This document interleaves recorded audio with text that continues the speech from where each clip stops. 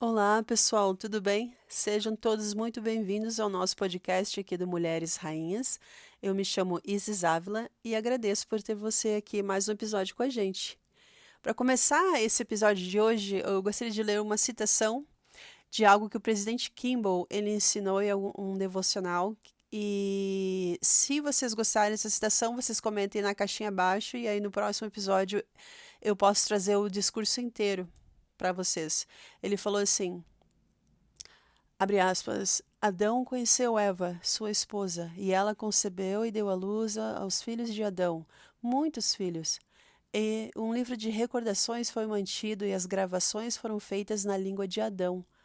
E os anjos vieram de Deus para ensiná-los pelo espírito de revelação. Seus filhos, que foram 33 filhos homens e 23 filhas mulheres, de acordo com Joséfo. Joséfo foi abre aspas rapidinho aqui, Joséfo foi um famoso historiador que era judeu e que vários líderes da igreja já citaram ele em vários momentos. Então diz que eram 33 homens e 23 mulheres. Foram ensinados a ler e a escrever sua língua, que era pura e imaculada. Adão e seus filhos justos foram batizados, receberam o Espírito Santo e receberam o sacerdócio. Eles mantiveram os registros genealógicos de suas famílias em rápida expansão. Isso indicaria então que Adão era um grande homem quando fomos apresentados a ele, e que ele não veio da selva. Fecha aspas. Então, começando esse episódio de hoje com essa citação, foi um discurso que o presidente Kimball compartilhou em setembro de 1973. Na época, ele era membro do Quórum dos 12 Apóstolos. E é um discurso onde ele está falando sobre a doutrina do casamento. E ele compartilha vários pontos a respeito da doutrina. Então, comenta embaixo na caixinha se vocês gostariam de ter esse discurso inteiro traduzido para no próximo episódio, tá bom? Então, como vocês sabem, esse podcast pertence ao grupo da Central das Escrituras. Então, se você ainda não está inscrito no canal daqui da Central, por favor, se inscreva. É bem rapidinho, clica ali no botãozinho. Se você não deixou um like, por favor, deixe um like, porque isso ajuda o robozinho aqui do YouTube, que se chama algoritmo. É dessa forma que ele entende que o conteúdo é bom e que pode ser compartilhado com outros membros da igreja. Então, essa é uma forma que você também pode fazer a obra missionária digital. Olha só que legal. E aí, juntos, a gente está ajudando a coligar Israel de uma forma digital, que é o que o presidente Nelson falou, que é a obra, o trabalho mais importante para ser realizado nesses últimos dias, é a coligação de Israel. E se você tem alguma pergunta sobre o que significa coligação de Israel, eu convido você a voltar na nossa playlist. Tem alguns outros episódios onde eu já falei a respeito disso, o que significa a coligação de Israel, o que significa a Israel do convênio, e também o que significa o convênio abraâmico, a semente de Abraão, o significado de nossas bênção patriarcal, tudo isso, todos esses outros assuntos eu já falei em outros episódios do podcast, então você pode rolar aí a playlist e achar esses outros episódios e ouvi-los e também deixar, se você tiver alguma pergunta, algum comentário, pode deixar na caixinha, tá bom?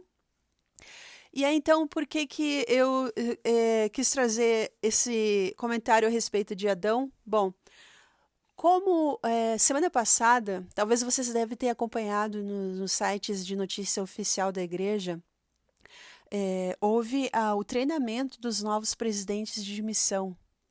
Esse treinamento geralmente acontece no mês de junho, porque é o mês também, como vocês sabem, onde as autoridades gerais eles têm o que a gente poderia classificar como férias. Porque a gente sabe que férias mesmos eles não têm, eles trabalham 24 horas, 7 dias por semana, todos os dias do ano para o Senhor. Mas esse é um período onde as designações de viagem deles, eles não têm designações para viajar pelo mundo. Geralmente eles ficam mais perto da família deles para passar um tempo com a família. E aí, então,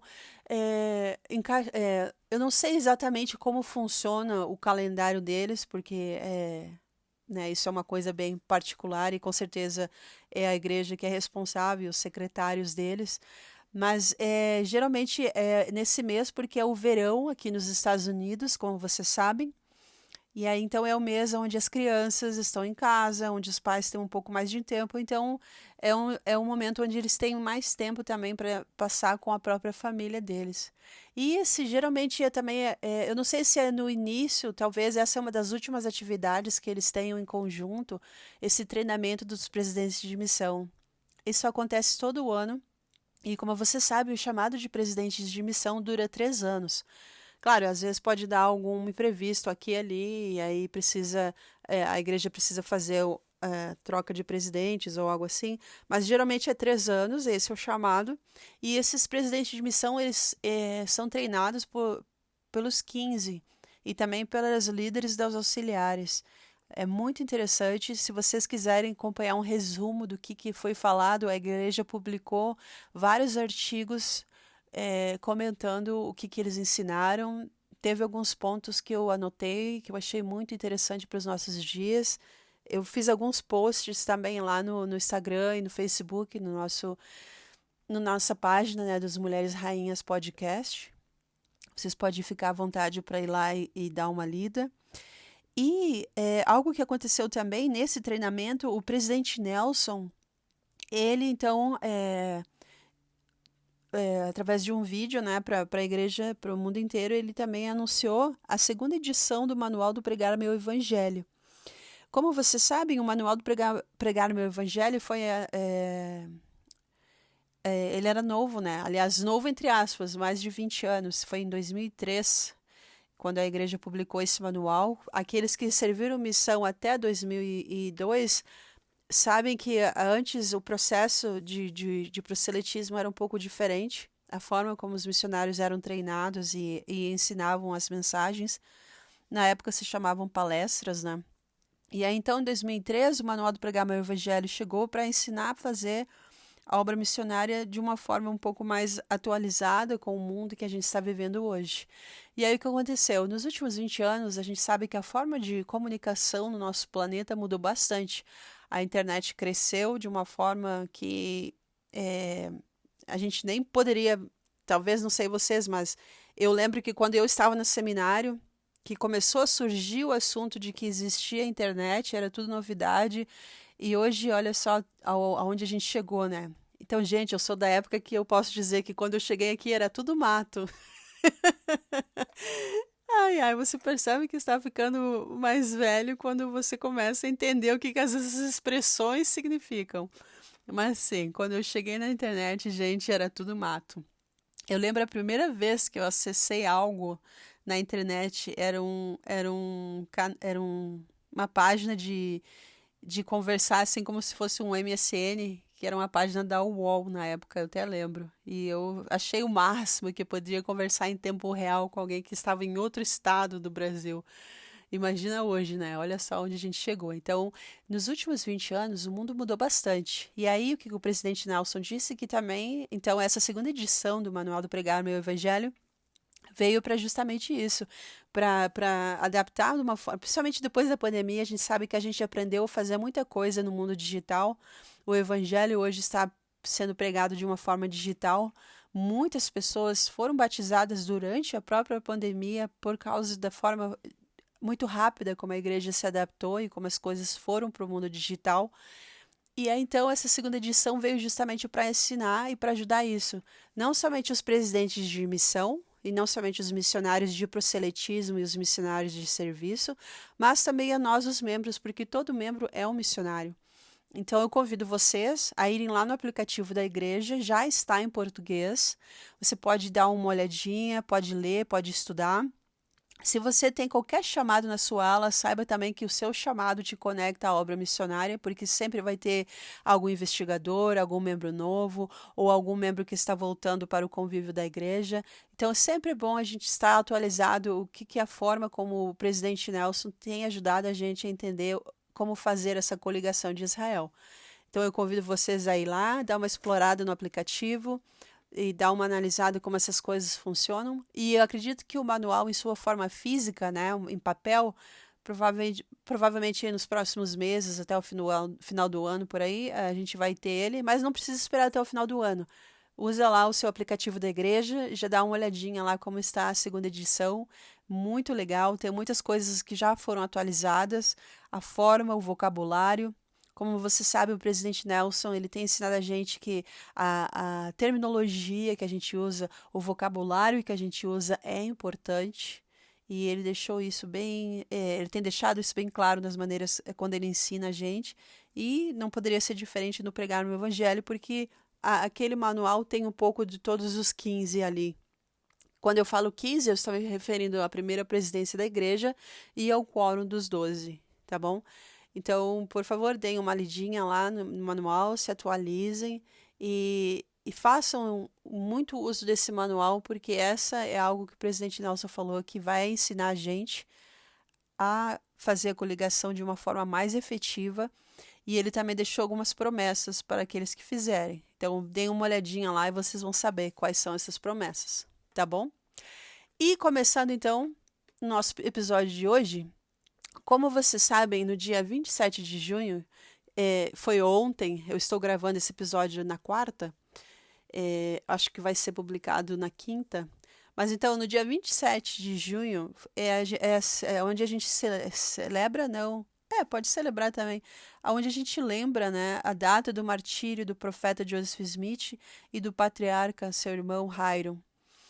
E muitas páginas da igreja, em várias línguas, publicaram, e claro, a gente lembra esse momento com muita dor. Imagina, o profeta da dispensação foi assassinado, né? E a gente sabe a história. Se você é um membro novo na igreja, ou se você está pesquisando a igreja, você pode convidar os missionários para te ajudar, ou um professor de seminário, ou um professor do instituto. Podem te ajudar a entender um pouco mais o que foi esse momento, o que levou a esse momento, né? Aliás, tem até outros vídeos aqui na Central das Escrituras, onde outras pessoas que também servem junto com a Central também comentaram a respeito, né, do assassinato. Vocês podem assistir esses outros vídeos. E é um momento de muita dor na nossa história, porque não é somente a história da igreja, é a nossa história, porque a gente é a igreja, né? E é um momento que, imagina, algo para a gente ponderar, né? E pensar também, um momento. Claro que hoje em dia não é fácil ser membro da igreja por várias questões, na situação como o mundo está, não é fácil ser um santo dos últimos dias, mas também a gente tem pelo menos a liberdade, né, de ser um membro da igreja. A gente sabe que os pioneiros, né, houve um momento que receberam uma ordem de extermínio, imagina. E isso aconteceu num país como os Estados Unidos, que prega a liberdade, que estavam num momento de sua história também com muitas questões, né, de sua época. Então, é um momento que a gente precisa parar para entender e ver também o quanto a igreja cresceu e o quanto as coisas mudaram, né? Imagina, de uma ordem de extermínio, onde o próprio presidente e também, para termos legais, fundador, né, da igreja, foi assassinado. Então, olha, hoje a gente tem toda o quanto as coisas mudaram, o quanto as coisas cresceram, e hoje o presidente Nelson, a gente sabe que ele é muito quisto entre vários outros líderes religiosos, vários países, a igreja é muito bem recebida, e a gente tem direito à liberdade religiosa. E esse é um dos motivos porque a gente também precisa defender a liberdade religiosa e a gente precisa entender porque a igreja muitas vezes se associa com outras organizações, outras religiões e faz projetos juntos de relação com outras fés. Nossa, gente, o português hoje tá dormido nesse corpo aqui. Eu gosto de fazer esse podcast em português, mas às vezes eu preciso usar uma terminologia melhor. Mas, continuando. A igreja hoje é muito bem vista e vários projetos. Até, aliás, não sei se vocês viram, semana passada, a igreja recebeu um prêmio da Cruz Vermelha, que a igreja é um dos maiores colaboradores da Cruz Vermelha no mundo, né? Quando precisa fazer doação de sangue e campanha, a igreja é um dos primeiros. Então, olha só o relacionamento que a gente tem, com as outras religiões, com outros líderes governamentais e quanto a igreja cresceu nos últimos anos. E vai crescer muito mais, como a gente sabe, né? Mas voltando então ao profeta Joseph Smith, eu gostaria de comentar algumas coisas com vocês a respeito de quem foi Joseph Smith. Porque às vezes a gente, até mesmo entre nós, membros da igreja, eu acho que a gente a gente pensa que, eu já li o que foi a primeira visão, eu li um pouco o que foi a história, e a gente não para pensar algumas coisas mais relacionadas a quem foi, quem é e quem ainda será, porque Joseph ainda tem coisas que ele precisa fazer em relação a esse planeta. Então, quem é Joseph Smith? E aí, então, eu resolvi trazer para vocês a tradução do que o elder Bruce R. McConkie, ele falou a respeito de Joseph Smith, e o título é Um Revelador de Cristo. Esse foi um devocional que o elder Bruce R. McConkie compartilhou em setembro de 1978. Pode parecer um pouco antigo, mas o que ele falou foi algo muito interessante que nos explica quem foi Joseph Smith. Nesse contexto aí, como a gente começou falando de Adão, né? Quem foi Adão? O que é a igreja? Quem foi Joseph Smith? Por que a gente usa o termo dispensações na igreja? Por que a gente fala que essa é a dispensação da plenitude dos tempos? Por que a gente tem esse termo? Esse discurso ele vai explicar um pouco isso, então eu convido vocês a escutarem comigo aqui a tradução, e aí a gente vai falar um pouquinho depois, comentar um pouco esse discurso dele, tá bom? Então ele começa assim: Espero devota e sinceramente que tenhamos uma rica efusão do Espírito Santo, por dois motivos. Primeiro, para que eu diga o que o Senhor quer que seja dito e o que ele diria se estivesse pessoalmente aqui. E, em segundo lugar, para que essas palavras penetrem em seus corações e vocês tenham certeza de que são verdadeiras. Tomarei como título da minha mensagem de hoje, Joseph Smith, um revelador de Cristo. Escolhi como declaração de texto essas palavras que foram preparadas e publicadas pela primeira presidência da Igreja em 1935, na ocasião do 100º aniversário da organização do primeiro Quórum dos 12 em nossa dispensação. E eles disseram, abre aspas, duas grandes verdades devem ser aceitas pela humanidade se ela quiser salvar a si mesma. Primeiro, que Jesus é o Cristo, o Messias, o unigênito, o primeiro Filho de Deus, cujo sangue expiatório e ressurreição nos salvam da morte física e espiritual, trazida a nós pela queda. E depois que Deus restaurou a terra nesses últimos dias por meio do profeta Joseph Smith, seu santo sacerdócio, com a plenitude do Evangelho eterno, para a salvação de todos os homens na terra. Sem essas duas verdades, o homem não pode esperar pelas riquezas da vida futura. Fecha aspas. Temos um grande padrão, um padrão revelado, entrelaçado em todas as revelações que foram dadas em todas as épocas, que indica como a salvação é disponibilizada aos homens aqui nesta terra. Como todos sabemos, estamos aqui nesse planeta e somos filhos espirituais de Deus, nosso Pai Celestial. Estamos aqui habitando corpos, tabernáculos feitos de barro, para sermos provados, examinados e testados, para ver se faremos todas as coisas que o Senhor dirige e ordena para seus filhos em geral e para cada um de nós em particular. Estamos aqui para ver se acreditaremos na verdade eterna e se nos conformaremos com os princípios assim aceitos e aprendidos. E, se acreditarmos e obedecermos, conseguiremos então fazer as coisas que nos permitirão, primeiro, ter paz, alegria e felicidade nesta vida, e segundo, ir para a recompensa eterna no reino de nosso Pai. Para cada era em que o Evangelho é dado e ensinado, para cada dispensação do Evangelho, para cada vez que o Deus gracioso dispensa o plano de salvação a seus filhos na terra, ele segue um padrão idêntico, ou seja, ele revela duas grandes verdades que se aplicam à dispensação envolvida. Uma dessas verdades se aplica a todas as dispensações, e a outra a cada dispensação específica.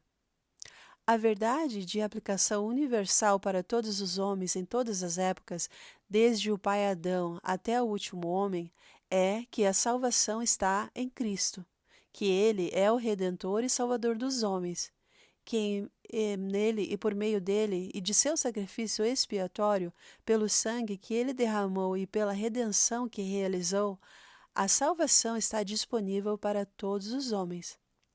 Por causa de Cristo, todos ressuscitarão na imortalidade, e aqueles que acreditarem e obedecerem serão ressuscitados para a vida eterna, no reino de nosso Pai.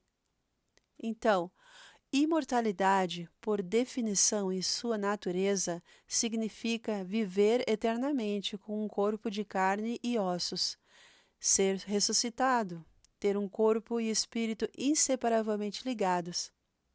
Já a vida eterna, por outro lado, significa viver eternamente na unidade familiar e herdar, possuir, receber a dignidade, a honra, poder e glória do próprio Deus. Aquele para quem a unidade familiar continua na eternidade terá a vida eterna, e com o passar do tempo adquirirá toda a dignidade, honra, glória, poder e onipotência que o nosso próprio Pai eterno possui.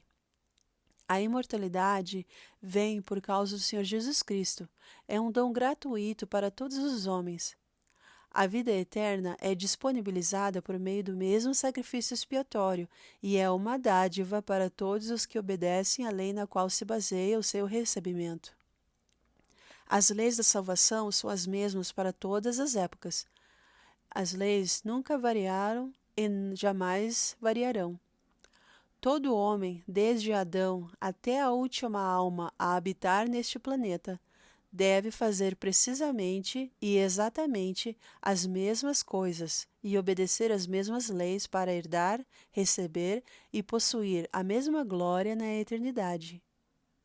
A salvação está em Cristo, e para que os homens creiam e obedeçam às leis de Cristo e à doutrina de Cristo, que compreendem seu Evangelho eterno, devem ser então reveladas em qualquer época envolvida. Esse é um requisito universal e invariável. O Evangelho não se originou no meridiano dos tempos. Não começou quando o Senhor Jesus estava na terra. Este é um Evangelho eterno. Começou então no princípio.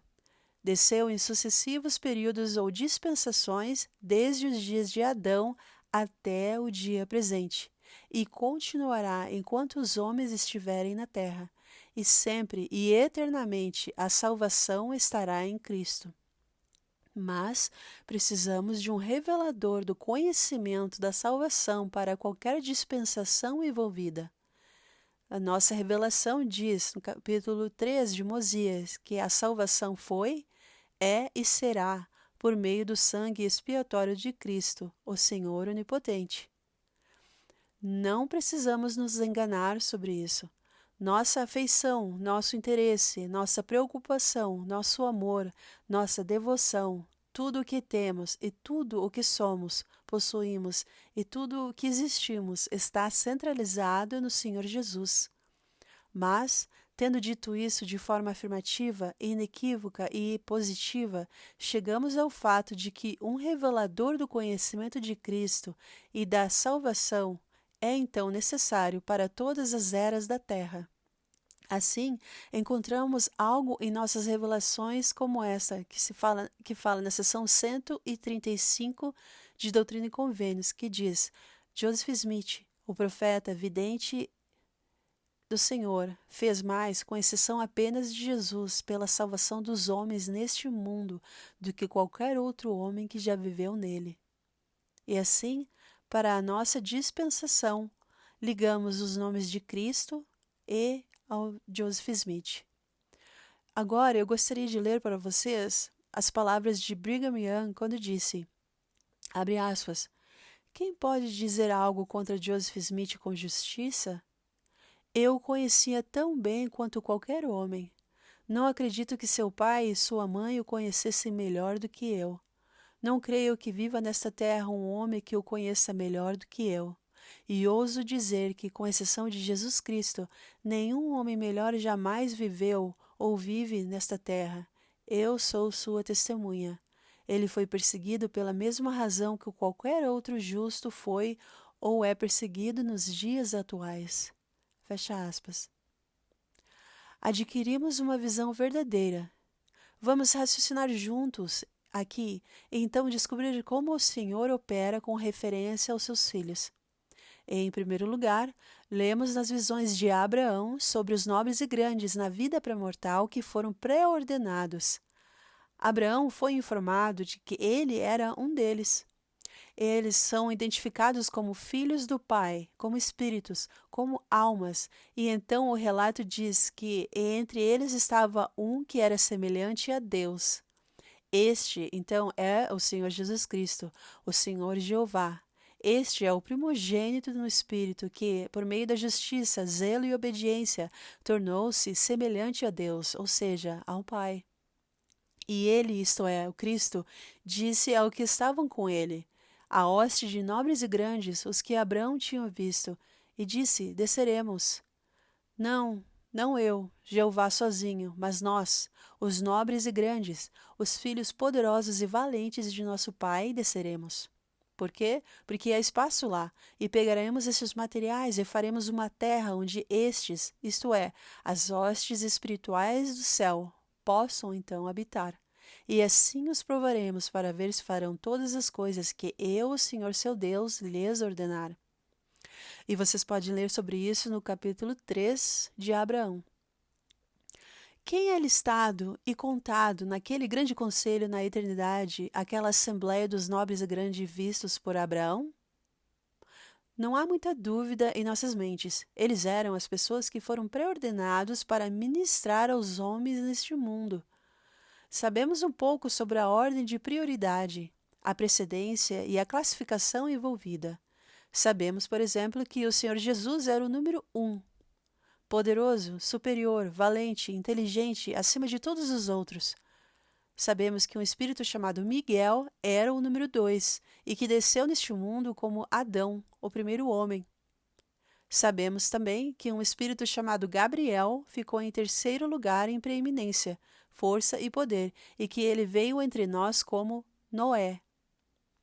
Depois disso, não podemos categorizar específica e definitivamente os vários espíritos, mas sabemos que os mais nobres, os maiores e os mais poderosos entre eles foram ordenados como chefes de dispensações, para serem os indivíduos que, em sua era, idade e dispensação, começariam a espalhar a verdade eterna neste planeta. Sabemos, por exemplo, com referência a Moisés, e você pode ler sobre isso em Deuteronômio 34, que ele foi o cabeça de uma dessas dispensações, que não se levantou outro profeta em Israel como Moisés, a quem o Senhor conheceu face a face. Isso nos define um padrão. Conhecemos homens como Enoque, que viveu de tal maneira que aperfeiçoou toda a sua cidade e todo o seu povo, e eles foram transladados e levados para o céu. Olhamos para trás, para Abraão, e o consideramos o pai dos fiéis, e nos regozijamos por termos nascido como sua semente. Há um número limitado de espíritos poderosos e nobres que lideraram as respectivas dispensações. Quantos, nós não sabemos. Talvez fossem 8, ou 10, ou 20, mas o número não importa. De qualquer forma, logo teremos um pequeno grupo de indivíduos selecionados que se destacam com inteligência, poder e poder ao lado do Senhor Jeová, no mesmo sentido em que ele era semelhante a Deus. Esses indivíduos escolhidos e seletos que estavam destinados a chefiar sua obra por essas longas eras eram semelhantes a Cristo. Ao examinar a importância relativa destes indivíduos, sem conhecer os detalhes, podemos concluir que um homem nascido nos tempos modernos para chefiar essa dispensação era semelhante a Adão, a Moisés, a Abraão e, obviamente, semelhante a Cristo. Ou, em outras palavras, era um dos 10 ou 20 espíritos mais nobres e grandiosos que até agora nasceram na mortalidade. Ele e as hostes com ele realizaram seus labores e o seu trabalho nos empreendimentos criativos que trouxeram esta terra à sua existência. E ele e seus associados lideraram os períodos de tempo em que a verdade eterna foi revelada aos filhos dos homens. É assim que classificamos e colocamos o profeta Joseph Smith. Ele é um dos grandes cabeças da dispensação. E um cabeça de dispensação é um revelador para a sua época e o seu período do conhecimento de Cristo e da salvação. Assim, os outros profetas da dispensação que estão associados a ele e que virão depois dele, que apoiam sua obra e prestam testemunho dele, tornam-se testemunhas de que ele, o principal profeta de sua época, revelou o Senhor Jesus e, portanto, tornou a salvação disponível. Isso significa que em uma reunião de testemunho em nossos dias, associamos o nome de Joseph Smith ao de Jesus Cristo. Nós nos levantamos e dizemos: eu sei que Jesus Cristo é o Filho do Deus vivo e que foi crucificado pelos pecados do mundo. E na respiração seguinte dizemos: eu sei que Joseph Smith foi escolhido, designado, ungido e chamado como profeta de Deus para esta era, a fim de revelar Cristo e revelar a salvação. Prestamos testemunho de Cristo e de Joseph Smith. É assim que tem sido desde o início. Sempre houve reuniões de testemunho. Se tivéssemos vivido nos dias de Adão e tivéssemos nos reunido naquela época para adorar o Senhor, o Espírito teria repousado poderosamente sobre nós em certas ocasiões e teríamos dito também: sei que a salvação está em Cristo, que há de vir. E sei que Adão, nosso pai, é um administrador legal que possui as chaves, poderes e autoridade, e que ele é o revelador do conhecimento de Cristo e da salvação para os homens na terra. Se tivéssemos vivido talvez nos dias de Enoque, nós também teríamos nos levantado em nossas reuniões de testemunho e dito: testifico de Cristo e testifico de Enoque, que revelou Cristo, e automaticamente creio também em Adão, que veio antes. Esse padrão também teria sido seguido nos dias de Noé, nos dias de Abraão, nos dias de Melquisedeque e em todas as épocas em que a verdade eterna foi revelada. Sempre teríamos ligado o nome de Cristo e o nome do cabeça da dispensação, e automaticamente teríamos acreditado em todos os profetas que vieram antes deles.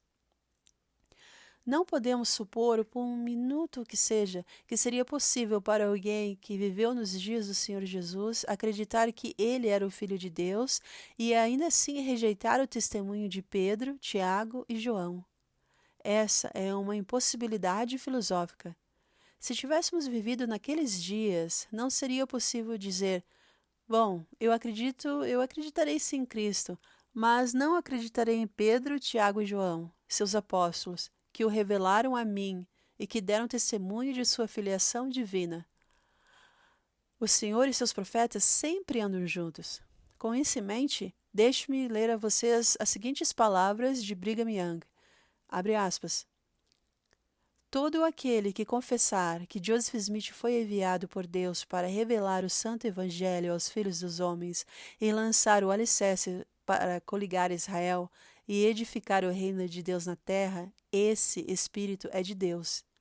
E todo o espírito que não confessa que Deus enviou Joseph Smith e revelou o evangelho eterno a ele por meio dele, é de um anticristo. E não importa se é encontrado em um púlpito ou em um trono. Fecha aspas.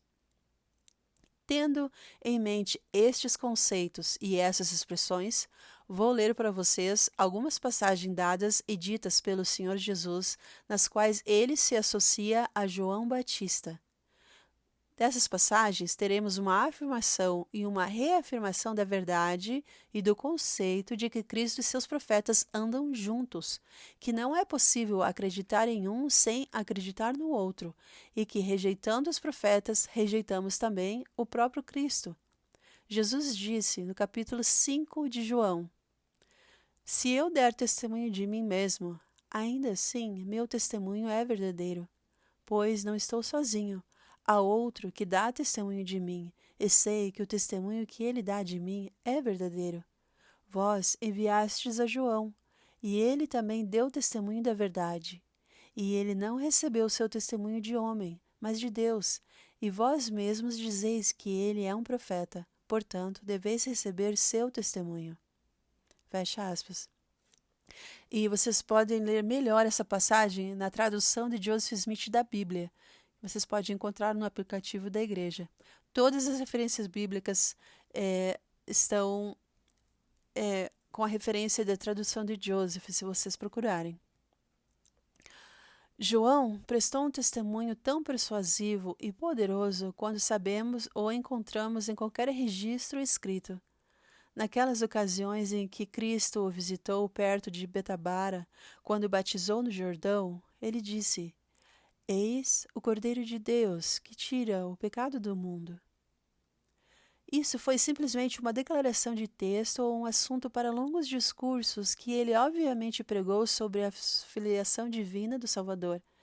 Em certa ocasião, João disse, e é tão direto e claro quanto qualquer testemunha, pois ele falou: Quem crê no Filho tem a vida eterna. Quem não crê no Filho não verá a vida, mas a ira de Deus sobre ele permanece.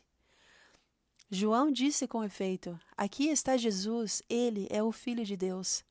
Não havia como acreditar que João era um profeta e rejeitar o Senhor Jesus. Aceitar um era aceitar o outro. E Jesus disse no capítulo 21 de Mateus: João veio a vós no caminho da justiça e testificou de mim. E vós não o acreditastes, mas os publicanos e as meretrizes acreditaram nele. E vós, depois, quando me vistes, não vos arrependestes para poderdes crer nele. Pois aquele que não acreditou em João, a meu respeito, não pode acreditar em mim, a menos que primeiro se arrependa. E a menos que se arrependam, a pregação de João os condenará no dia do julgamento.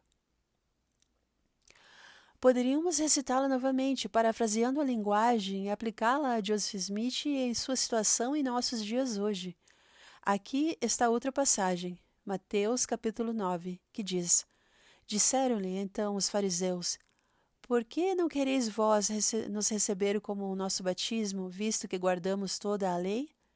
Jesus, porém, lhes disse: Não guardais a lei. Se vós tivesse guardado a lei, vocês teriam me recebido, porque eu sou aquele que deu a lei.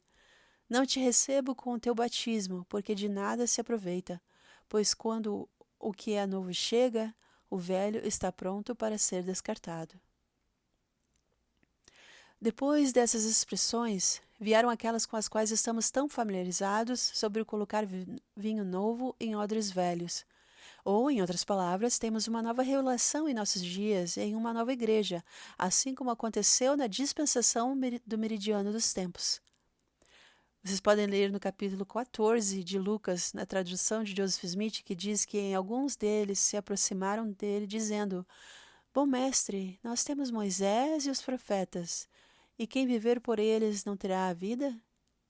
E Jesus respondeu dizendo: Vós não conheceis Moisés, nem os profetas, porque se os conhecesses, tereis acreditado em mim. Para esta intenção eles foram enviados, pois eu fui enviado para que tenhais vida. O princípio de que o Senhor e seus profetas andam juntos é glorioso. Aqui está algumas das palavras que eu mesmo escrevi sobre este assunto em uma ocasião, e gostaria de ler vocês em forma de poema, que diz: Oráculos vivos. Somos filhos de Abraão, disseram os judeus a Javé. Seguiremos nosso pai, herdaremos seu tesouro. Mas de Jesus, nosso Senhor, veio a severa repreensão. Vós sois filhos daquele a quem quereis obedecer. Fosses a semente de Abraão, seguireis o seu caminho, e escaparias das fortes correntes do pai da ira. Temos Moisés, o vidente, e os profetas antigos. Todas as suas palavras estimaremos como prata e ouro. Mas Jesus, nosso Senhor, veio a voz séria. Se recorrerdes a Moisés, dai ouvidos à sua palavra. Só então podeis esperar recompensas de grande valor, pois ele falou de minha vinda e trabalhos na terra. Temos Pedro e Paulo, sigamos seus passos. Assim dizem os religiosos enquanto adoram seu Deus. Mas fala aquele que é o Senhor dos vivos e dos mortos. Nas mãos desses profetas, mestres evidentes, que permanecem em seus dias, dei as chaves. A eles você deve se voltar, o Eterno, para agradar. Fim do poema. Com esses princípios em mente, tenhamos plena e aguda consciência de sua aplicação a Joseph Smith. Uma de nossas revelações diz, na seção 5 de Doutrina e Convênios, que esta geração receberá minha palavra por seu intermédio. Nas palavras do Senhor Jesus, falando a Joseph Smith, aqui fica claro de que a verdade nessa geração receberá por intermédio do profeta Joseph. Acho que ele, o Salvador, fez essa declaração, seja naquelas palavras literais ou no conteúdo do pensamento, para cada cabeça de dispensação que existiu nessa terra. Acho que ele disse isso também a Enoque, Moisés, a Abraão e, em princípio, a todos. Pois esta geração receberá a minha palavra através de você.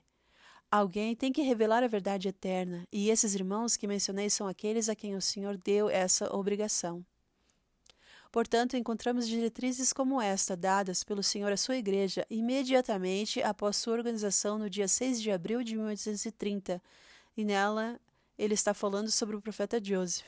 E vocês podem ler na seção 21 de Doutrina e Convênios, que diz: Tu, a igreja, darás ouvidos a todas as suas palavras e mandamentos que ele te der, conforme ele os receber, andando em toda santidade diante de mim.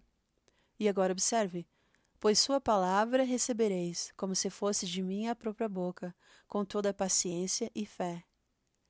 Isto separa um chefe de dispensação de todos os outros profetas. Aqui está a declaração subsequente que diz: Eis que abençoarei todos os que trabalham em minha vinha, com uma poderosa bênção, e eles acreditarão em suas palavras, que eles foram dadas por meu intermédio pelo Consolador, que manifesta que Jesus foi crucificado por homens pecadores pelos pecados do mundo, sim, para a remissão dos pecados do coração contrito. E então eu pergunto, qual é a medida do nosso discipulado? Como medimos e testamos quão firmemente estamos enraizados na fé restaurada? Acho que um dos grandes testes é o grau e a extensão, o fervor e a sinceridade, a devoção e a verdadeira crença que damos às palavras que vieram do profeta Joseph Smith. Aqui está um homem que, antes de tudo, nos deu o livro de Mórmon. O livro de Mórmon, que é um relato dos tratos de Deus com um povo que tinha a plenitude do Evangelho, que presta testemunho de Cristo, que narra com clareza e na simplicidade as verdades básicas e fundamentais que os homens devem crer para serem salvos. Aqui está um homem que deu um livro de valor incomparável. Suas palavras como se fossem para nós, pelo menos porque foi por meio de sua instrumentalidade que elas vieram. Aqui estão as palavras que o profeta nos deu na Pérola de Grande Valor, o livro de Mórmon, Pérola de Grande Valor, o livro de Moisés, sendo retirado da tradução de Joseph Smith das Escrituras, e o livro de Abraão, sendo traduzido do papiro. Aqui estão palavras em muitos lugares na própria tradução de Joseph Smith, palavras reveladas que vêm de Deus por poder profético. Aqui estão os sermões majestosos, admiráveis e maravilhosos que relatam a mente, a vontade, o plano e os propósitos do Senhor para os homens na terra. Por exemplo, no sermão do King Follett, da qual o presidente Kimball também citou algumas palavras em seu discurso, falam que algumas verdades eternas que precisamos compreender. Falamos sobre julgar um homem por seus frutos, e entre os grandes frutos de Joseph Smith estão as palavras que ele pronunciou, as palavras que escreveu, a mensagem inspirada que transmitiu. Sugiro que uma medida de discipulado, um padrão de julgamento pelo qual podemos dizer quão firmemente estamos ancorados na fé do Senhor é quão sincera e completamente acreditamos nas palavras que vieram do profeta Joseph Smith. Obviamente, Temos a obrigação e a necessidade de entesourar essas palavras, pesquisar essas verdades, aprender o que são, o que significam e então torná-las uma parte viva de cada um de nós. Prestamos testemunho de Cristo e o fazemos com todo o fervor, convicção e poder de toda a nossa alma, esforçando-nos e trabalhando para fazê-lo pelo poder do Espírito Santo.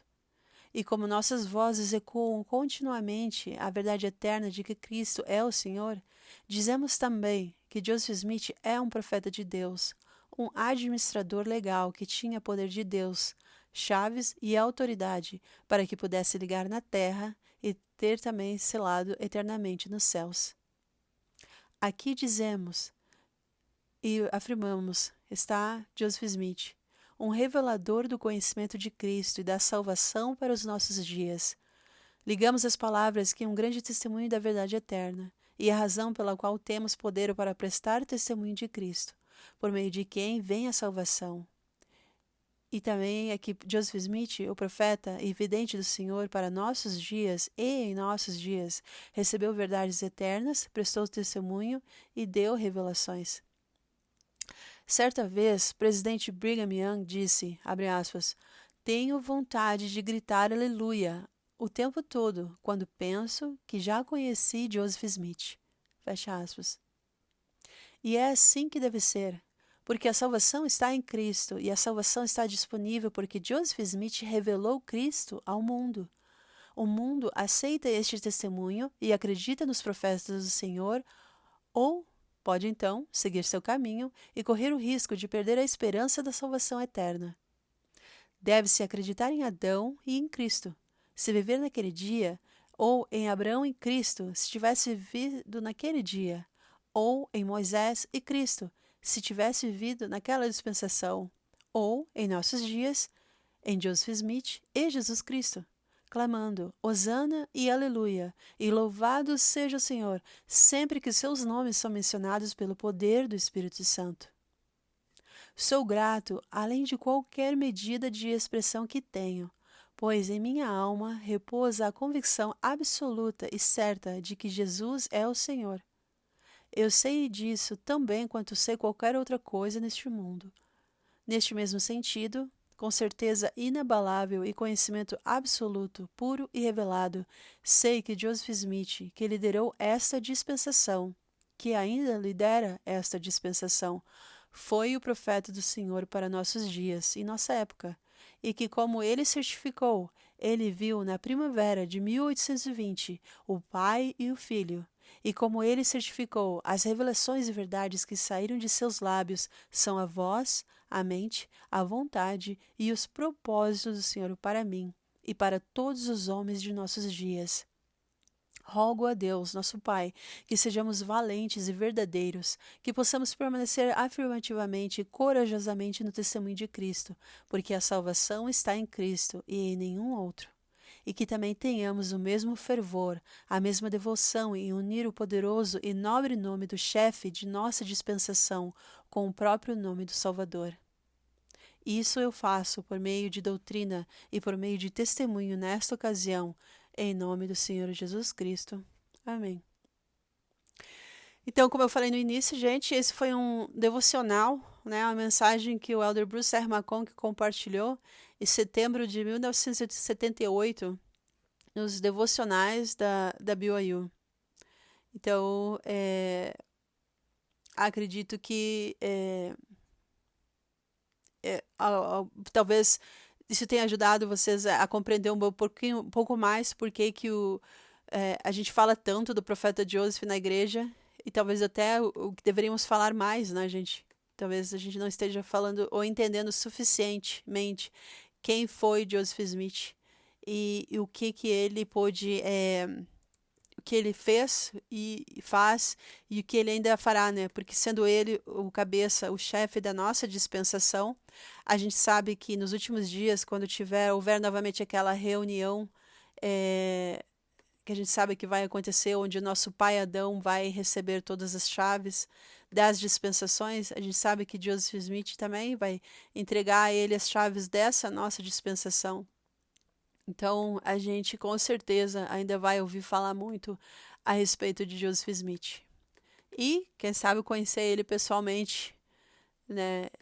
Todos os que estiverem envolvidos com, a gente sabe, com os momentos finais aí, o que vai acontecer, especialmente em questão da Nova Jerusalém. Aliás, se vocês têm alguma pergunta sobre o que quer dizer a Nova Jerusalém, as coisas que irão acontecer no condado de Jackson e também as coisas que irão acontecer no estado do Missouri, nos Estados Unidos, tem alguns episódios passados do podcast onde eu já falei mais sobre isso. Vocês podem ir lá, podem ouvir, e se tiverem alguma pergunta, vocês podem deixar na caixinha e comentar, porque eu e o pessoal da Central, a gente está sempre revisando, a gente dá uma olhada. E também é através das perguntas e os comentários de vocês que eu busco inspiração para saber que conteúdo trazer nos episódios, né? Por isso também convido vocês a participar das caixinhas que eu faço lá no Instagram, nos stories, porque lá também é onde eu tiro uma ideia do que, qual a ordem, as coisas para trazer para vocês. Porque o que trazer tem muita coisa. Gente, eu tenho uma lista enorme de várias coisas, mas às vezes eu preciso saber o que eu coloco junto, né, em cada episódio, quais textos eu coloco, qual ordem eu coloco. Então a participação de vocês é muito importante. E eu agradeço bastante pelo interesse de vocês, pela participação, pelos likes, os comentários, por cada vez que vocês compartilham os links. Isso é muito legal. Muito obrigado mesmo. E agora, então, já que a gente comentou sobre o nosso pai Adão e sobre essa ser a igreja, né? A gente sabe. Outra coisa também gostaria de comentar rapidinho antes de passar para o próximo artigo. Às vezes a gente vê, principalmente nos dias de hoje, pessoas comentando a respeito de porque tal seita, tal religião tem isso parecido com o nosso templo, ou eles têm isso parecido com alguma coisa que a gente falou. Gente, a gente precisa entender o todo. Como o Elder Bruce R. McConkie falou bem claro, a igreja é a mesma desde Adão. É a mesma igreja. Então, Adão, ele não é somente o primeiro. Adão e Eva não foram somente o primeiro homem e a primeira mulher nesse planeta. Adão também foi o primeiro presidente da igreja. E a gente sabe que todos os convênios, ordenanças e autoridades sacerdócias que a gente tem hoje na Terra, que foi restaurado em nossa dispensação, também existiam na época de Adão. O que acontece? Cada dispensação acabou terminando em apostasia. E isso que aconteceu, que as verdades elas foram sendo dispersas, foram se quebrando, como um cristal que se parte em muitos pedaços. As verdades foram sendo espalhadas por pessoas que talvez até tinham boa intenção, mas não tinham autoridade, não tinham conhecimento do todo. E aí o que aconteceu, foram acontecendo, criando várias religiões. Então, a gente vê que eles têm pedaços da verdade, mas eles não têm o todo. Então, por isso que a gente precisa entender o todo e saber que qualquer outra verdade que qualquer outra religião possua pertence a nós. Eles somente têm um fragmento. E, no momento certo, todos, a seu momento, serão convidados a conhecer o todo e fazer parte da Igreja de Jesus Cristo, dos santos dos últimos dias. Então, por isso que o livro de Mórmon, ele também mesmo ensina e deixa bem claro que somente existem duas igrejas na Terra. Por quê? Porque ou é a igreja de Jesus Cristo, que é a igreja verdadeira, que possui autoridade, ou todo o restante está no mesmo grupo. Por quê? Porque são religiões que são pessoas boas, têm boas intenções, têm o desejo de servir, mas que não possuem somente fragmentos, não possuem a verdade completa. Entendeu? E por isso que às vezes até mesmo algumas pessoas ficam falando que, como eu comentei no episódio passado, algumas pessoas esperam o anticristo, mas sabendo que só existe duas igrejas, tudo o que se opõe a Jesus Cristo, tudo o que se opõe à única igreja, que é a igreja de Jesus Cristo, tudo isso se torna um anticristo. Por quê? Porque está se opondo ao Senhor. Então, a gente não espera que venha uma nação se levante ou uma pessoa em específico seja levantada e venha fazer um terror na terra antes da segunda vinda. Não é isso. Por quê? Porque somente existem duas igrejas e tudo que não é a verdadeira está se opondo à igreja verdadeira. E a gente, como membro da igreja, precisa entender bem isso. E por isso que o livro de Mórmon ele é importante, porque o livro de Mórmon nos revela e nos ajuda a entender essas verdades. E é por isso, então, que a obra missionária é importante, porque todas as pessoas no tempo do Senhor, e aí é o Senhor que tem o conhecimento de tudo, ao seu momento, cada pessoa que já existiu, que ainda existirá nesse planeta e que já existe, vai ter a oportunidade de conhecer a verdade como um todo e então aceitar fazer convênios com o Salvador em sua igreja ou não. E por isso, então, que a obra missionária é importante. E por isso que a coligação de Israel está acontecendo, porque é um dos quesitos finais, que a gente sabe, para preparação para a segunda vinda. E aí, então, por isso que eu gostaria de parabenizar todos os jovens que já serviram missão, a todos aqueles que estão se preparando para servir uma missão, porque a missão de proselitismo ou uma missão de serviço é muito importante. E agradeço bastante a aos missionários retornados que comentam e compartilham também o podcast e o conteúdo da Central das Escrituras, porque isso também é uma forma digital de fazer a obra missionária. Mas o chamado em si, o chamado oficial de servir uma missão de proselitismo, de servir uma missão de serviço, é muito sagrado e é muito importante. E por isso que precisa ser levado a sério. A igreja hoje, eu acredito que a gente tem entre 60, acho que 68 mil missionários. A estimativa é que até o final do ano a gente vai ter 75 mil missionários. E a gente precisa ter bem mais, porque olha só, a gente tem 8 bilhões de pessoas no planeta hoje. Então a gente precisa de mais missionários. E é por isso que a gente precisa incentivar os jovens a fazer o seminário, a cumprir as metas do programa dos rapazes e das moças, fazer o instituto, ir no templo, fazer o batistério, fazer indexação, fazer genealogia. Até mesmo num dos episódios passados, eu comentei com vocês a pesquisa que a igreja fez através da BYU, onde eles falaram que uma das formas de ajudar os jovens de hoje em relação a questões de saúde mental, e foi comprovado cientificamente que fazer a história da família e fazer a indexação ajuda os jovens em relação à saúde mental. Então, se você quer apoiar os jovens da sua aula, você quer fortalecer os seus filhos, você quer fortalecer os seus netos, os seus sobrinhos, suas sobrinhas, os jovens que você lidera na igreja, incentive eles a fazer a história da família, incentive eles a fazer indexação. Porque esses são os trabalhos que sustêm a obra do templo. A gente sabe que se não tiver nomes, o templo não funciona. Então, são esses trabalhos que sustêm e que mantêm também os templos. E aí, então, ao fazer a história da família e ao fazer a indexação, você está convidando o mesmo espírito do templo para a sua vida, para a sua casa, para a sua família. Então, olha só que importante. O Elder Cook, em certo momento, ele até falou que hoje antigamente a gente dependia muito do CHF, que a gente chamava na época, né, de onde a gente pesquisava. E ele comentou que hoje, por causa da tecnologia, os nossos próprios lares também podem se tornar centros de estudo da família e de indexação. Olha só, e a gente então pode convidar o espírito do templo para os nossos lares. Isso é muito importante. Então, pensem sobre isso, deem... ouçam os episódios anteriores do podcast, onde foi comentado sobre isso, e tenho certeza que vai ajudar vocês bastante. Tá bom?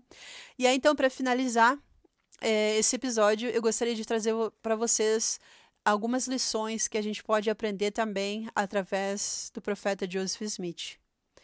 E aí, então, como eu falei no início, em lembrança, em homenagem ao que a gente celebrou essa semana aí, dia 27 de junho, que foi a data do martírio, né, do profeta e de seu irmão Hiram, o patriarca.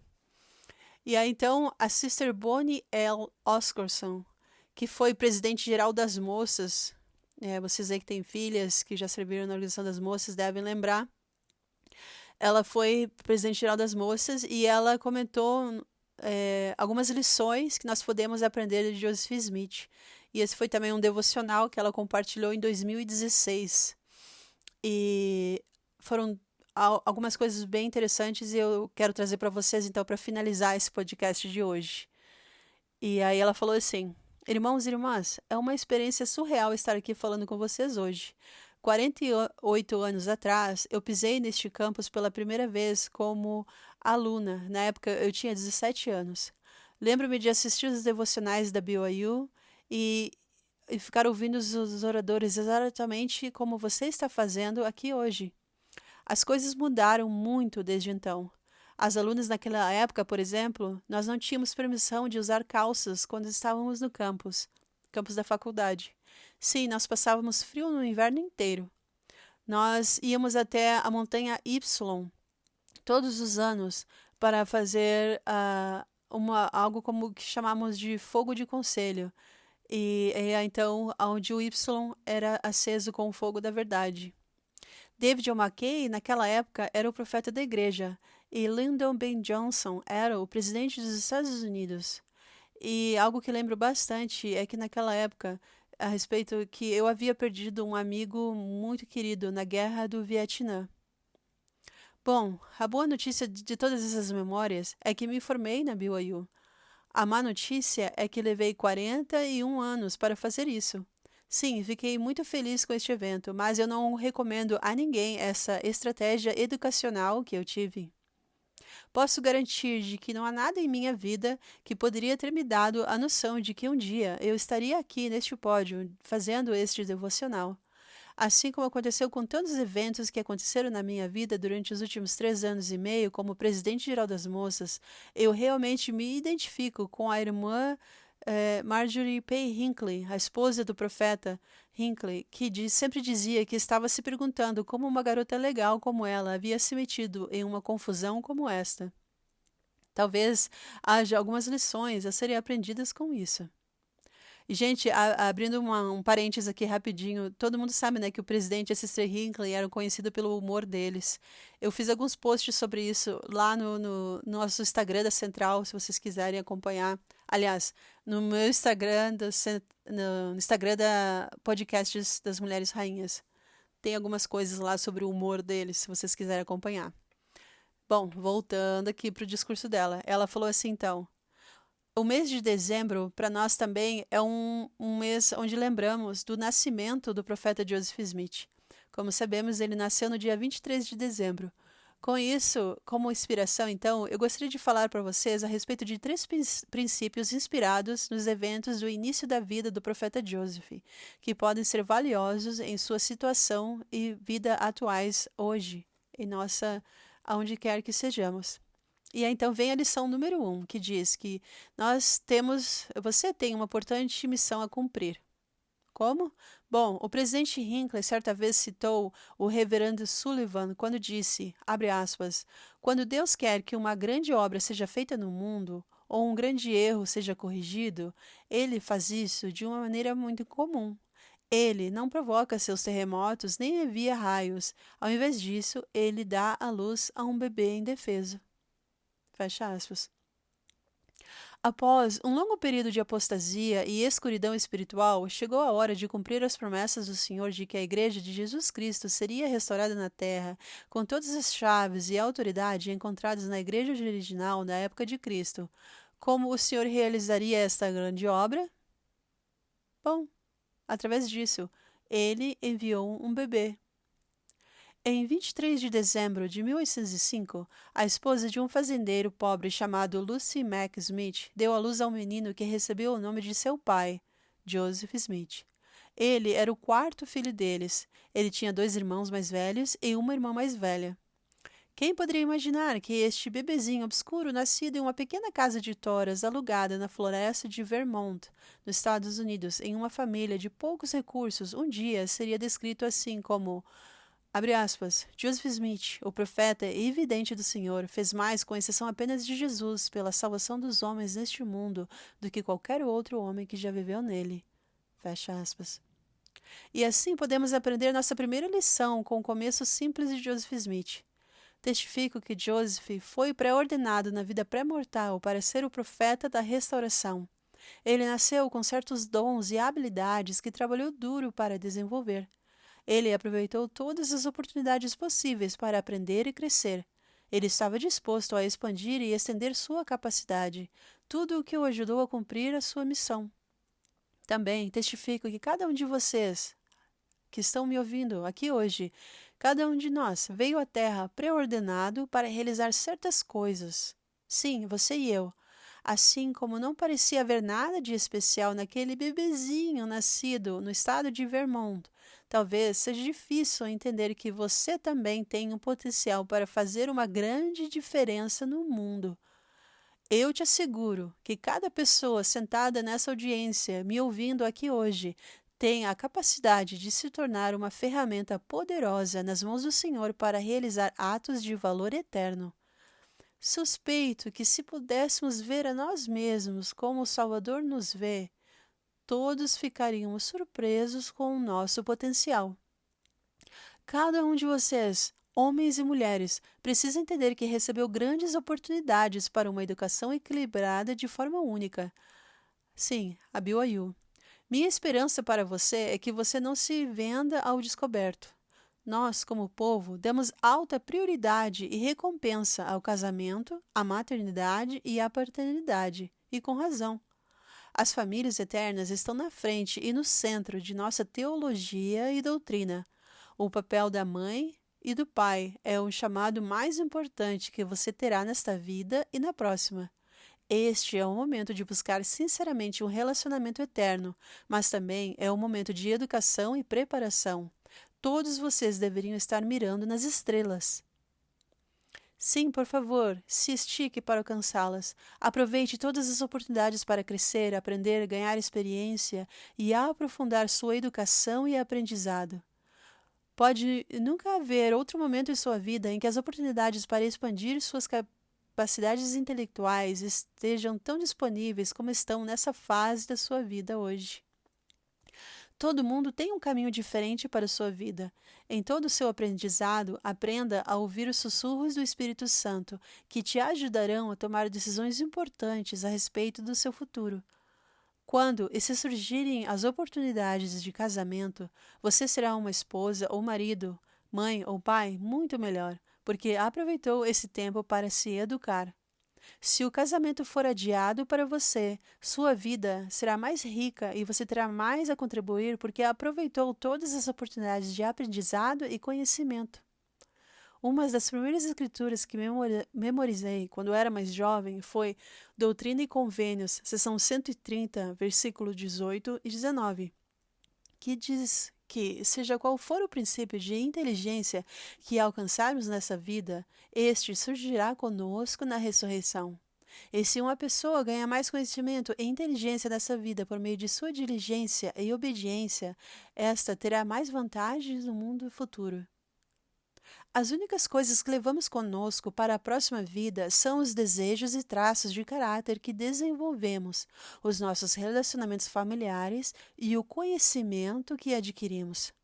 Que possamos então deixar que isso seja o nosso guia para onde gastamos o nosso tempo, aonde nós focamos e nos esforçamos nesta vida. Que possamos perceber que agora é o horário nobre, através de nossa diligência e obediência, para fazer de obter conhecimento nesta equação. Inteligência e conhecimento não são apenas de natureza educacional. Envolvem também a busca pelo aperfeiçoamento em todas as áreas de nossas vidas. Você está vivendo de acordo com o seu potencial e sendo fiel ao seu conhecimento de quem você é? Muitas vezes nos contentamos com a mediocridade em nossos padrões, em nosso comportamento, em nossos relacionamentos e certamente em nossa busca por iluminação espiritual e intelectual.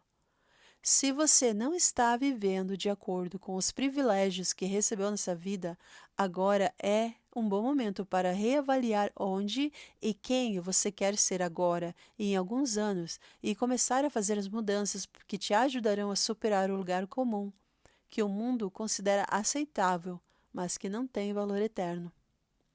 Joseph Smith foi muitas coisas, mas uma coisa com a qual ele jamais se contentou foi de ser mediano ou medíocre.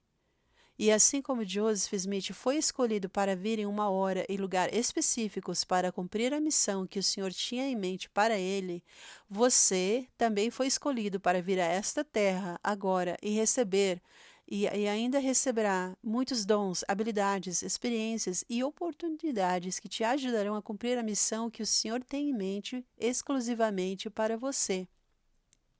Prepare-se, siga os sussurros do Espírito Santo e ouse alcançar as estrelas. E então vem a minha lição número 2. enfrente as críticas. Sim, a segunda lição sobre a qual quero falar sobre o início da vida do profeta Joseph vem de suas experiências com a primeira visão. Estamos todos familiarizados com as grandes verdades espirituais que irromperam no mundo como resultado da experiência do jovem Joseph nos bosques sagrados, naquele dia de primavera do ano de 1820. Os céus foram novamente abertos e a verdadeira natureza da divindade foi revelada. Mas você já pensou nas mudanças repentinas e irreversíveis que essa experiência causou na vida de um menino de 14 anos? Aqui está a descrição do próprio Joseph dos efeitos posteriores deste grande evento em sua posição social na sua própria comunidade. Ele disse, abre aspas, alguns dias depois de ter tido essa visão, aconteceu de eu estar na companhia de um dos pregadores metodistas, e então aproveitei a ocasião para relatar-lhe a visão que eu tivera. Fiquei muito surpreso com seu comportamento. Ele tratou minha comunicação não apenas levianamente, mas também com grande desprezo, dizendo que era tudo do diabo, que não havia coisas como visões ou revelações nesses dias, que todas essas coisas haviam cessado com os apóstolos e que nunca mais haveria nada sobre isso em nenhum deles. Logo, descobri, porém, que o fato de eu ter contado a história havia despertado muito preconceito contra mim entre os professantes de religião, e foi causa de grande perseguição, que continuou a aumentar. E embora eu fosse um menino obscuro, apenas de 14 para quase 15 anos de idade, e minhas circunstâncias na vida tornassem um menino sem importância no mundo, homens de alta posição prestariam atenção o suficiente para incitar a opinião pública contra mim e criar uma perseguição amarga, e isso era comum entre todas as seitas, todas unidas para me perseguir. Fecha aspas. Pense então no seu próprio eu, quando você tinha 14 anos. Pense como você teria reagido se todos os adultos da confiança fora da sua família começassem a te zombar e a te perseguir. Você começaria a duvidar de si mesmo? E a nossa cultura atual? Todos nós temos dispositivos que têm a capacidade de fornecer um fluxo constante de informações, bem como desinformações. Aonde quer que nos encontremos, esperando o ônibus, sentado em uma sala de aula ou em nossa própria casa, que filtros nós temos para decidir no que iremos prestar atenção, no que iremos acreditar e no que deixamos nos influenciar? Bom, deixe-me ler para vocês as palavras de Joseph Smith, descrevendo o filtro que ele usou quando foi atacado por opiniões e perseguições. Ele disse, abre aspas, na verdade, eu havia visto uma luz, e no meio dessa luz vi dois personagens, e eles realmente falaram comigo. E embora eu fosse odiado e perseguido por dizer que tivera tido uma visão, ainda assim era verdade. E enquanto eles estavam me perseguindo, me insultando e falando todo tipo de maldade contra mim, mentindo por dizer isso, fui levado a dizer em meu coração: por que me perseguir por dizer a verdade? Eu realmente tive uma visão. E quem sou eu para resistir a Deus, ou porque o mundo pensa em me fazer negar o que realmente vi? Pois tive uma visão. Eu sabia disso, e sabia que Deus sabia disso, e não podia negá-lo, nem ousaria fazê-lo. Pelo menos eu sabia que ao fazê-lo ofenderia a Deus e ficaria sob condenação. Fecha aspas. Mesmo com a tenra idade de 14 anos, Joseph confiava no que sabia para enfrentar os céticos que o cercavam. Acredito que também recebemos a ajuda do Senhor quando exercemos fé no que o Senhor nos deu em nossa vida. Fomos batizados e entramos em um relacionamento de convênio com o nosso Pai Celestial. Muitos de vocês fizeram convênios sagrados no templo. Ao seguirmos em frente com fé, o Senhor nos promete. Ele diz, eu irei diante de seu rosto. Estarei à sua direita e à sua esquerda, e o meu espírito estará em vossos corações, e meus anjos ao vosso redor para vos suster. Adoro a lição da experiência de Oliver Cowdery descrita na seção 6 de Doutrina e Convênios. O Senhor pediu a Oliver que pensasse em uma época em que suas orações foram respondidas e ele recebeu um sentimento de paz. O Senhor então perguntou a ele: que maior testemunho você pode ter do que o de Deus? Acredito que o Senhor deseja que nos lembremos das ocasiões em que sentimos o Espírito e depois usemos nossas experiências passadas para nos fortalecer e permitir defender nossa fé. Você recebeu a promessa de ajuda em tempos de necessidade. Você já sentiu o Espírito em sua vida algumas vezes. E você experimentou os alegres frutos de viver o Evangelho. Então, quando a oposição vier, ou você estiver passando por uma provação na qual seja difícil sentir o Espírito, lembre-se das ocasiões em que você recebeu um testemunho e agarre-se à sua fé com ambas as mãos e com toda a sua força. Na conferência geral, o Elder Rasband disse, abre aspas, eu encorajo você a recordar, especialmente em tempos de crise, quando você sentiu o Espírito e seu testemunho foi forte. Lembre-se dos alicerces espirituais que você construiu. Jamais esqueça, questione ou ignore experiências espirituais pessoais e sagradas. O desígnio do adversário é nos distrair, sim, dos testemunhos espirituais, enquanto o desejo do Senhor é de nos iluminar e nos envolver em sua obra. Fecha aspas. Quando você se depara com algumas perguntas, ceticismo e também mesmo dúvidas vindas do mundo exterior, siga o sábio conselho de um apóstolo do Senhor, o Elder Uchtdorf. Ele disse, aliás, Uchtdorf em português, Uchtdorf em inglês. Desculpa aí, gente. Ele disse, primeiro duvide de suas dúvidas antes de duvidar de sua fé. Cada um de nós certamente recebeu em algum momento um testemunho de Deus semelhante ao de Oliver Cowdery. Não se apresse em rejeitar essas experiências em favor de algo que você leu na internet. Deixe o Espírito Santo ser o seu filtro para a verdade.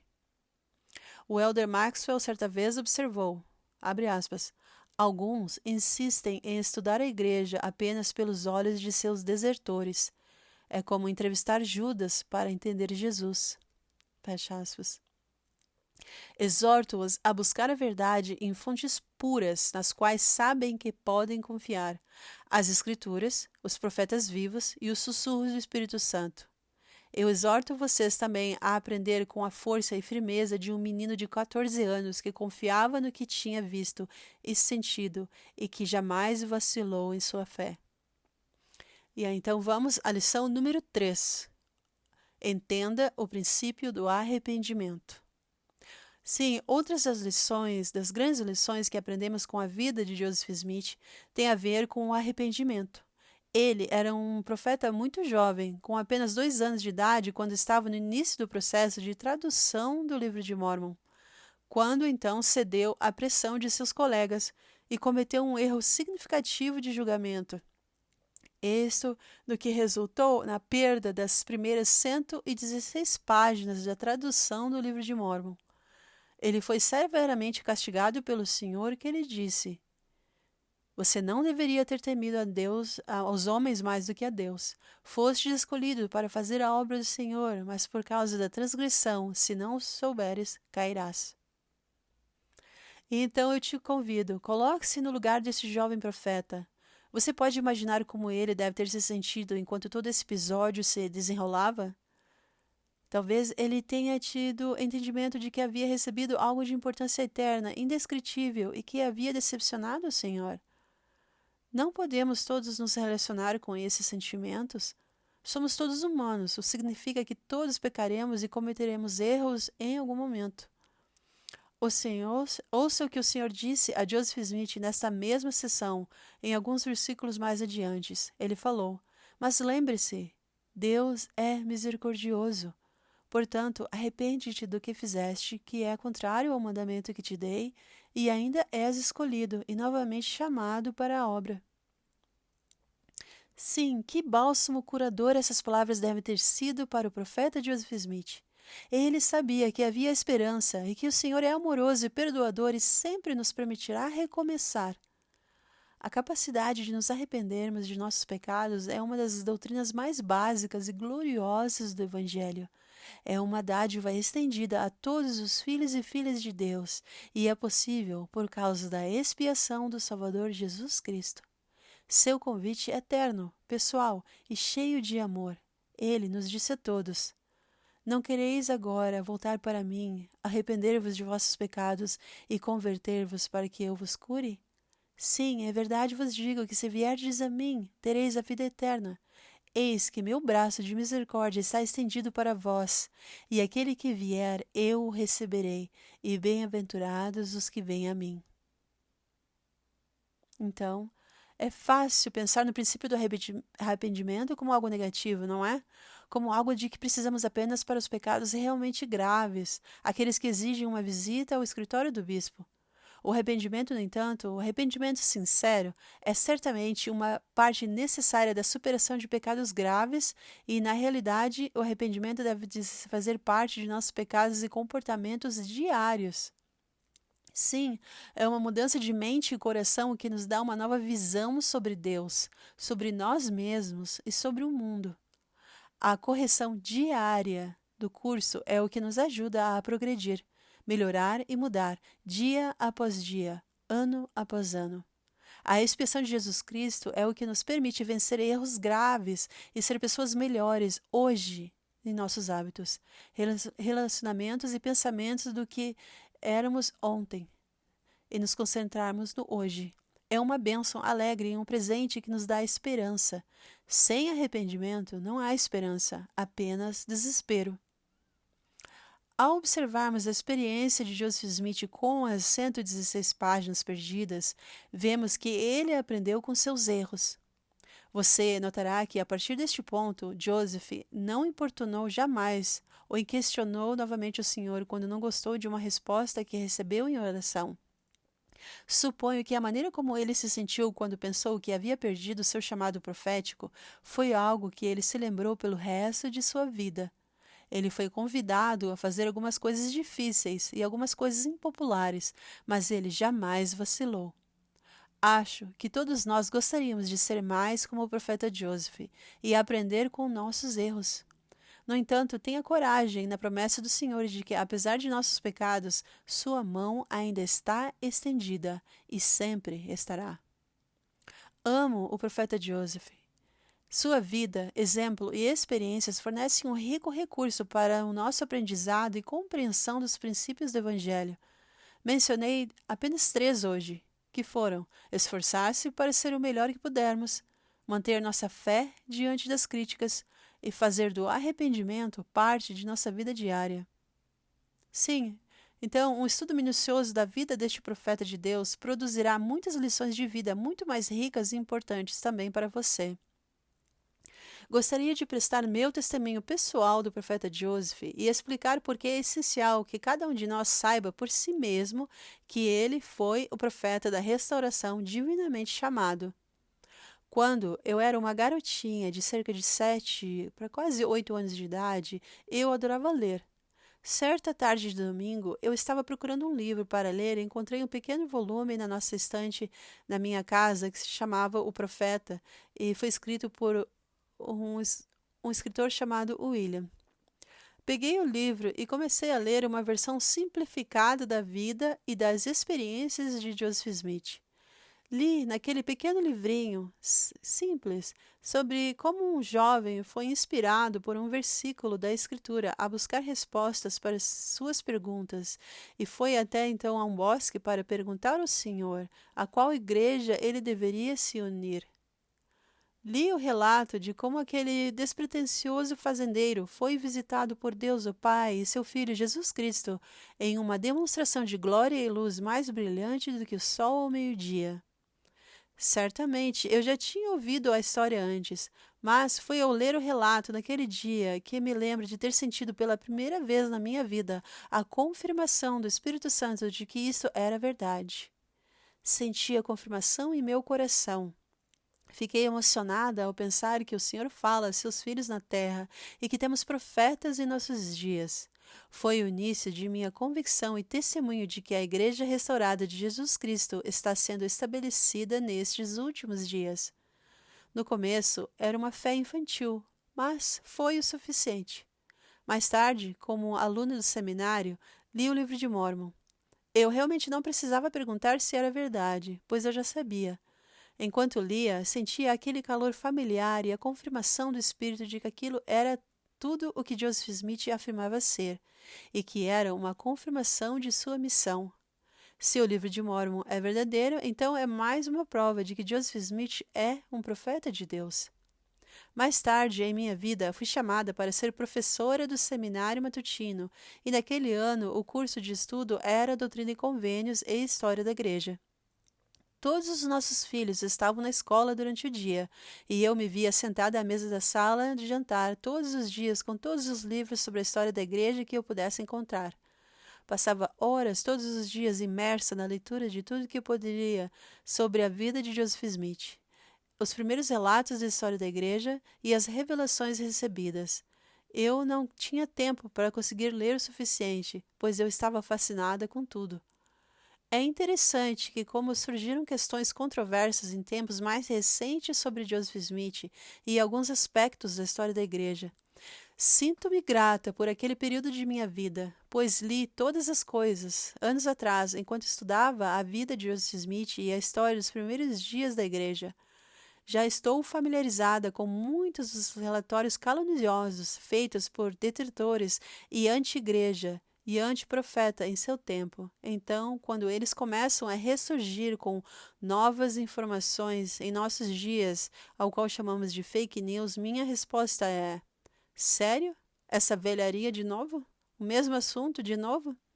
O conhecimento preciso, junto com a fé, é a melhor defesa contra o ceticismo. Somos incentivados a incluir em nosso testemunho de que Jesus é o Cristo, o Salvador do mundo, e que Joseph Smith é o profeta da restauração. Como vocês devem lembrar, a declaração de Elder Bruce R. McConkie explica o porquê de fazermos isso. Ele disse, abre aspas, o profeta Joseph Smith é uma das grandes cabeças de dispensação, e um cabeça de dispensação é um revelador para a sua era, o seu período, do conhecimento de Cristo e da salvação. Fecha aspas.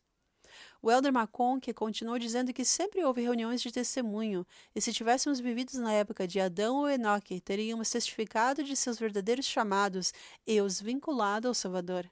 Então, assim, testifico a vocês que Jesus Cristo é o nosso Salvador e Redentor, e que Joseph Smith foi chamado e preordenado antes deste mundo existir, para estar à frente desta dispensação como administrador legal, com as chaves e autoridade para este período de tempo. Ele é o revelador do conhecimento de Jesus Cristo e da salvação para os nossos dias. Testifico da vida de Joseph Smith e que podemos aprender muitas lições importantes do Evangelho para inspirar e guiar a nossa própria vida. Testifico que o livro de Mórmon é um registro verdadeiro e que é uma segunda testemunha da missão de Jesus Cristo. Testifico que a Igreja de Jesus Cristo dos Santos dos Últimos Dias é o reino do Senhor na terra hoje. Sei dessas verdades por meio do poder e do testemunho que recebemos por meio do Espírito Santo. E assim testifico. Em nome de Jesus Cristo. Amém. Legal. Então, gente, esse foi o discurso da Sister Oscarson, que na época era presidente-geral das moças. E ela explicou e falou muitas coisas que eu acho que também ajudaram a todos nós a compreender um pouco mais a importância de saber quem é Joseph Smith, né, e termos um respeito pelo chamado do profeta e entender a ligação nele, com essa dispensação, e o quanto ele nos ajudou e nos revelou a conhecer Cristo. E aí, então, entender a importância do profeta vivo que a gente tem hoje também, o presidente Nelson. E, para finalizar, a Sister Oscarson, ela comentou também, né, uma das experiências foi quando o Joseph ele perdeu as 116 páginas. Algo que eu quero trazer também para vocês num dos próximos episódios. Tem alguns historiadores da igreja que eles fizeram várias pesquisas com material, diários, jornais, coisas que existiram na época, e eles comentaram a respeito de como que a gente chama, foram fontes secundárias e terciárias. Ou seja, não eram fontes diretamente da igreja, mas por pessoas que dizem que ouviu falar na época de Joseph a respeito de algumas coisas que continham nessas 116 páginas. Por exemplo, fala que quando os nefitas encontraram o Urim, receberam, né, o Urim Tumim, a bússola parou de funcionar. A bússola que era ali a Rona, né? E vários detalhezinhos, assim, algumas coisas bem legais. Então, comenta aí embaixo na caixinha se você ficou até o final desse episódio. Você ouviu até aqui? Comenta aí embaixo na caixinha se você gostaria que eu traduzisse alguma dessas palestras que um dos irmãos historiadores compartilhou sobre o que ele pesquisou e o que ele conseguiu coletar do que pessoas falavam, do que estava nas 116 páginas. Curiosidades para a gente entender um pouco mais sobre o livro de Mormon, né?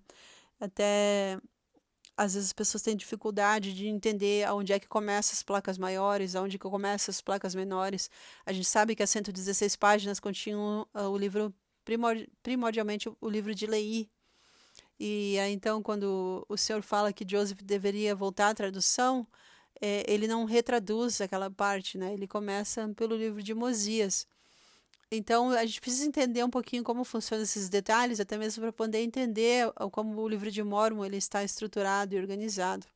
Hoje mesmo, hoje de manhã, eu estava falando com um amigo a respeito do capítulo 13 do livro de Alma, que a gente vê em alguns momentos quando os nefitas eles organizam, instituem a igreja numa ordem eclesiástica, como a gente conhece, mas Alma, no capítulo 13, ele está falando sobre a ordem patriarcal, ou o que ele chamou de Holy Order.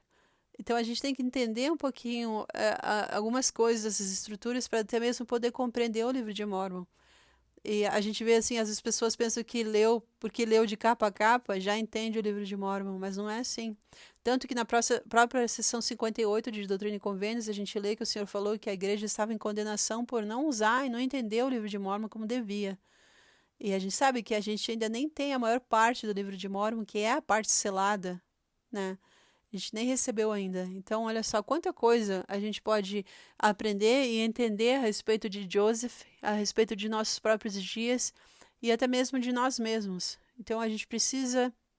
Às vezes, são esses pequenos detalhes aqui e ali que ajudam a gente ter uma visão, se encaixar melhor, a visão do todo.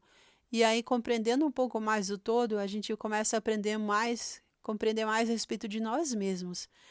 E aí, então, a gente pode olhar para esse mundo de comoção que a gente está vivendo hoje e dizer: não, peraí, o que vocês estão falando aí não faz sentido nenhum com a doutrina eterna. Não, essas coisas aí que vocês estão apoiando são para distrair. E eu não quero ser um distraído, eu quero ser um santo dos últimos dias. E então, por isso que a gente precisa ter esse interesse. E por isso que eu fico feliz em trazer esses episódios do podcast, porque, como eu disse, sempre repito, que isso não substitui o estudo pessoal de vocês. Isso apenas dá alguns subsídios, contribui com alguma curiosidade, alguma coisa aqui e ali para ajudar e motivar no seu estudo pessoal. E lembrando sempre do convite do profeta de que a gente vá até o templo o máximo de vezes que a gente puder e a gente pondere sobre essas coisas, sobre esse todo no templo. E, aliás, uma dica sobre o templo também, um dos episódios passados, aliás, todos os episódios eu sempre procuro incluir alguma coisa a respeito do templo, mas tem um episódio específico que falou sobre a respeito das 5 leis da investidura. Eu convido você a ir lá e ouvir esse episódio, se você ainda não ouviu, para entender sobre o templo. Porque uma das coisas que eu vejo que muitas pessoas às vezes ficam confusas em relação ao templo, elas confundem a apresentação da investidura com a investidura em si mesma. E isso a gente precisa tomar cuidado. Porque uma coisa é a forma como a gente sabe que a igreja existe desde Adão. Então, os convênios do templo existem desde Adão. E a gente tem que tomar cuidado com a forma como a apresentação da investidura acontece em nossos dias, e isso não define a investidura. E é por isso que o presidente Nelson tem convidado a gente para estudar mais sobre o templo e entender o que significa poder. A gente precisa reivindicar esse poder para nossas vidas, para nossa família, para nossas aulas, nossos chamados e as pessoas que a gente serve. Tá bom? Então, meu convite é que vocês ouçam aquele episódio se vocês ainda não ouviram. E se tiverem qualquer pergunta, deixem aí embaixo na caixinha. E sigam a gente nas redes sociais, como eu falei, Central das Escrituras. Se inscrevam aí se inscrevam no canal, porque daí você recebe a notificação cada vez que eu postar um episódio novo. Lá também, se vocês olharem o nosso perfil do Mulheres Rainhas Podcast lá no Instagram, tem o link do Spotify e tem vários episódios extras no Spotify que não são colocados aqui no YouTube. São episódios de tradução, às vezes são curiosidades, às vezes são perguntas e respostas. Então, deem uma olhadinha também na playlist que a gente tem no Spotify, porque lá tem episódios extras que não são colocados aqui. Tá bom? Então, muito obrigada a você que ficou aqui ouvindo até esse final. E a gente se fala no próximo episódio. Uma boa semana para você. Lembre-se do convite do profeta de todos sermos pacificadores. E que a gente se fala então no próximo episódio. Tchau, tchau.